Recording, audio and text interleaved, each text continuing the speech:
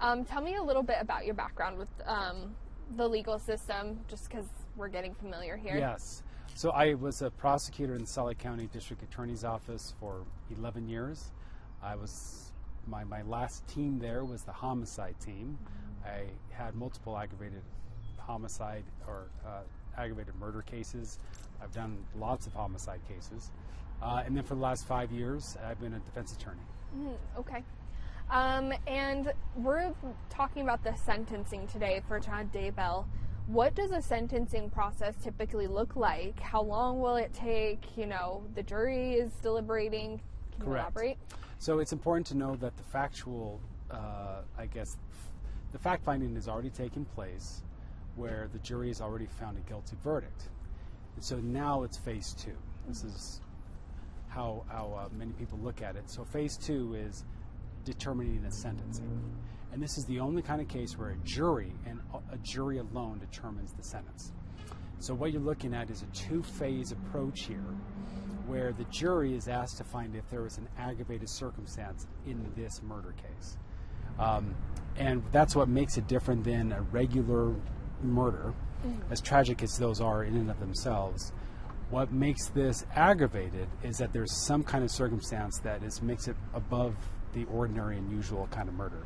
So in this case, the prosecution is saying, well, it's so heinous, there's multiple victims, there's remuneration that's owed, all these different things that make it more aggravated. So if the jury finds that, based off of the evidence that they've already found, it's probably very likely they'll find that there's an aggravating circumstance here.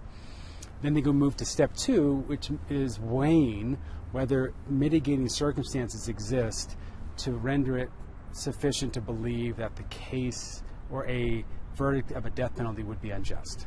So that, in other words, that if one juror member believes that there's mitigating circumstances that exist that dictate to them that the death penalty would be an unjust verdict, then he doesn't get the death penalty. So that's the weighing of the jury, and all 12 of them have to unanimously agree on that. So in other words, all 12 of them have to believe that the death penalty is a just penalty in this case. And so that's something that they're going to have to weigh in the case.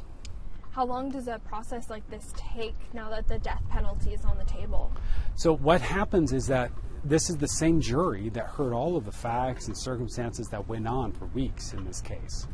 And it looks like what the attorneys have done for the death penalty phase is that they've already made a determination where they're not presenting evidence. So they have the ability to do that. They can present aggravating and mitigating evidence. So with them not doing that, neither side presenting that, this is going to be a very accelerated sentencing phase. And so it looks like as far as I'm aware, the victim's family members are giving statements, and there is a requirement that their statements can only be focused on certain aspects of it. And so when that's done, this will be then argued to the jury, and they'll go back and weigh this. And so I would imagine it just comes down to how long the jury will take to make that determination. Now, it's going to be a bit different in other kinds of cases, because in this case it's the same jury that heard the factual scenario. So they've heard all of these things before. They're very aware of the evidence and whatnot. That's probably why the attorneys said we're not going to present more evidence here. So I wouldn't be surprised if a verdict comes back today. And would you say because I'm going to restart that. Would you say because the jury has been here throughout the whole trial, they may have already made up their decision? Possibly, yes. They're asked not to. They're asked to kind of weigh the arguments and understand what the law is. And that's no easy thing for a jury. It might be something where they want to come back over the weekend because they know the significance of this verdict. And it's 12 human beings that have to unanimously agree on this, and that's no easy thing either. It's been seen through death penalty cases throughout the country where one person can really have a really, really tough time with this, and it takes a while for the jury to have a unanimous resolution. So it might take some time, and it could take where they come back on Monday or something, but you're right. They've heard all of this evidence. Frankly, the evidence is as atrocious and as difficult for any jury to ever hear. It's hard to come up with a factual scenario that's more difficult for a jury to come to hear, with children and with everything at play that everyone's familiar with, that you could imagine that the jury probably has a pretty good idea as to what verdict that they'll probably render. One other thing I think would be important to establish as well is that both sides in their jury selection focused on the death penalty. And so one of the things that they wanted to do and figure out, particularly the prosecution, wanted to make sure that they had a jury that was comfortable with rendering a death penalty verdict. And so ostensibly, that jury is going to be seated with people that are okay, given, if they were persuaded by the evidence in this case. So. And what can the defense do to persuade the jury otherwise, away from the death penalty?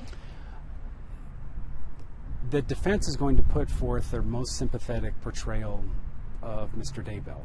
And part of that's going to be going back to his childhood, to his upbringing, what the impact of Lori Daybell having in his life and in his life trajectory and his thinking and all of these things had on him, and whatnot. It's obviously, it's an uphill climb for the defense. In other cases, you can have very, very sympathetic young people that feel manipulated into a system and whatnot. In this case, you have a grown man involved in a very atrocious case, and so it wouldn't be surprising in the least for the jury to come back and render a guilty verdict. Oftentimes what you see throughout the country is that you see people having more sympathy towards people that are quite mentally unstable or people that are quite young, where you can get some real holdouts. In this case, you don't see that kind of mitigating circumstance. And so, however, it's a jury, and it's a great way to go. Not any one of them owns this by themselves. No judge owns this. This is literally talking about someone's life. When it comes down to it, this is really the most crucial decision that is made in any courtroom anywhere. You're literally talking about a man's life. So there's some somberness to it. There's some seriousness to it, as there should be. I feel like you answered all my questions. Good. Is there anything else you'd want to add that I didn't ask about? Something I think would be interesting on this is the jury during the evidence presentation in the murder trial is very much focused on the evidence in the case, very much focused on whether these things happen, following through with physical evidence, forensic evidence, hearing from police officers, understanding all this. What's going to be very different about the sentencing phase is that the jury's going to understand that these victims, and there's multiple of them, they had real family. They had loved ones. They had dreams. And it's just such a unique realm in the criminal justice system to hear such stories. And to say that can't have an impact is just, it's going to have a tremendous impact on them. But they're also asked not to allow emotion to cloud them. And the victim representatives and the victim's family members, I think it's important to know that they're asked to only focus on the victim. They're not asked to render their opinion about a judgment. They're not asked to render their opinion about the trial or about the defendant or anything like that. They're just asked to illustrate to the jury who this person was, the uniqueness of this individual, and why this person was important to him. So very, very powerful statements to come to a jury. And this is the only realm where this evidence even comes in. So this is happening in Idaho. Would it look any different here in Utah? It's very similar here in Utah. There, in the sentencing phase, there's the presentation of evidence here in Utah, and arguments, and it's the weighing of mitigating circumstances and aggravating circumstances. So it's very similar. They'd have to find that aggravating circumstances were met, and then they'd have to weigh all of the evidence that's there. So it's very similar. It's not identical in terms of statutory language and what they're asked to do, but it's very similar.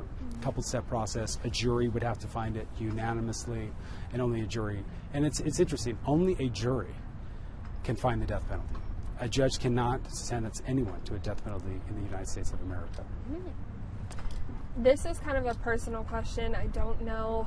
I wish I would have looked into it, but I don't know if we can answer it or not. But did Lori get the death penalty? Good question. And why is she? Because I've heard she hasn't. And why is Chad? Good question. Yeah. So what happened was the state of Idaho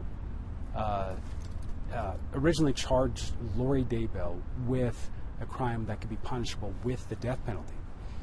What happened was the trial date was kept coming, and the defense team did not have certain aspects of discovery that would be relevant to them for the trial or for the death penalty phase. Rather than continuing the case out even longer, the judge said that the remedy in this case is going to be removing the death penalty from the table for the state to argue that. So he moved it from a death penalty case to a life without possibility of parole case.